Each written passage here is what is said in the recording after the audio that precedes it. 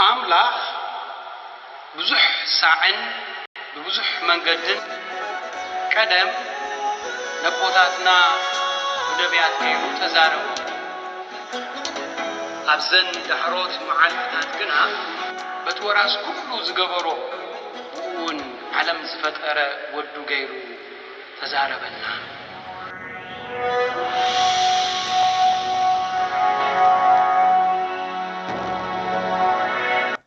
ناي علطو أبناي لاتين قداس يزنبم نبابات قال أملاخ قداماي نباب كابتن بيت إسياس مراف 4 كفقد حديك سافقدي شواتي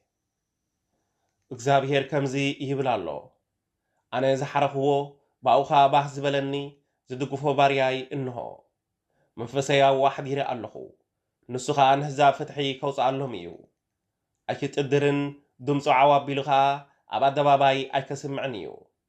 ጭፍሉቕ ሻምብቆ ኣይክሰብርን ክጠፍእ ደልዩ ዝተክኽ ጥዋፍ ድማ ኣይከጥፍእን እዩ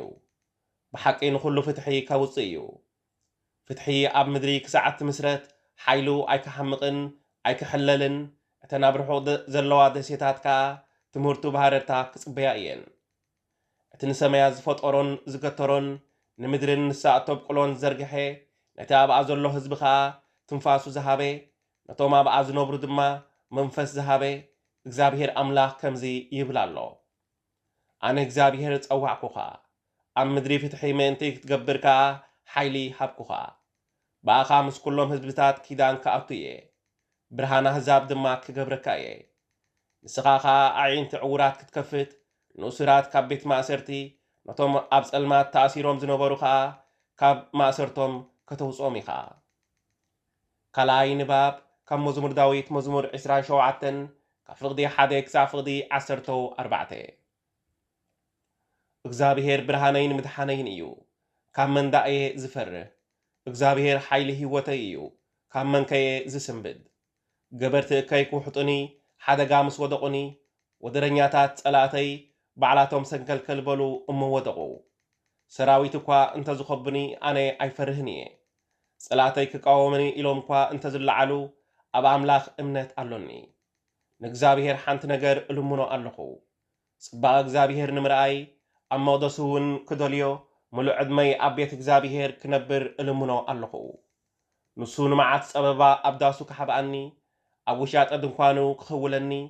ኣብ ጽኑዕ ከውሒ ልዕል ከብለኒ እዩ ሽዑ ኣብ ልዕሊቶም ከቢቦም ንዘለዉ ፀላእተይ ክዕወት እየ ኣብ ምድሓን እውን መስዋእቲ ብእልልታ ከቕርብ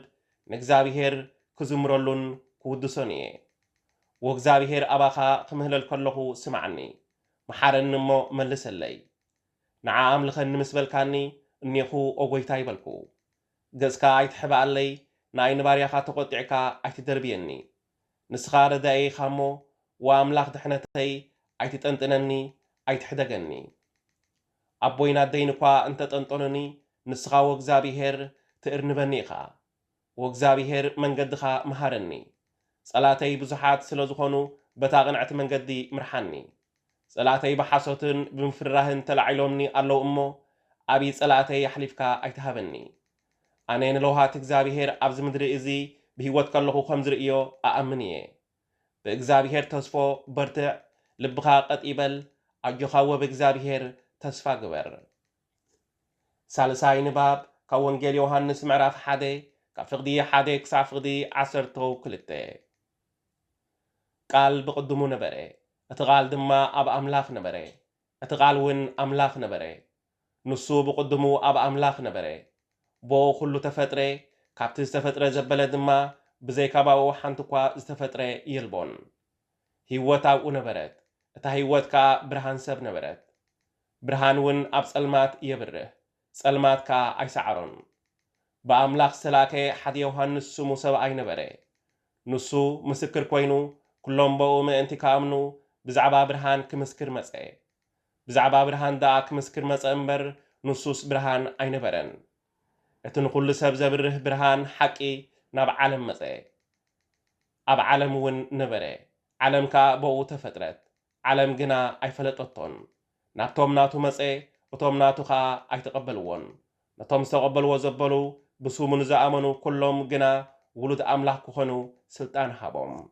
እዚህ ቃል እግዚአብሔር አምላክ እዩ ቃል እግዚአብሔር አምላክ ተመስገነ